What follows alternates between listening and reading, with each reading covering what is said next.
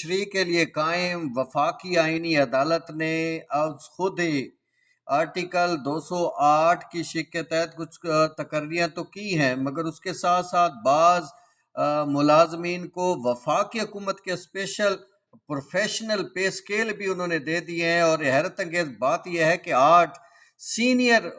جو عہدے تخلیق کیے گئے ہیں، جن میں ایک BS-22 کا اور BS-21 کے عہدے ہیں، ان سب کو جو ہے وہ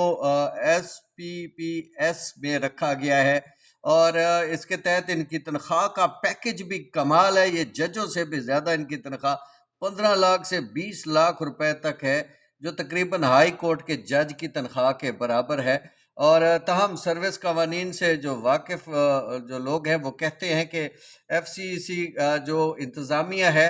وہ تاحال آرٹیکل 208 کے تحت کوئی قواعد بھی انہوں نے وضع نہیں کیے ہیں، لہٰذا مذکورہ آرٹیکل کے شق کے مطابق وہ صرف سپریم کورٹ کے ان قواعد کو اختیار کر سکتی ہے جو سپریم کورٹ کے ملازمین اور افسران کی تقرریوں سے متعلق ہیں۔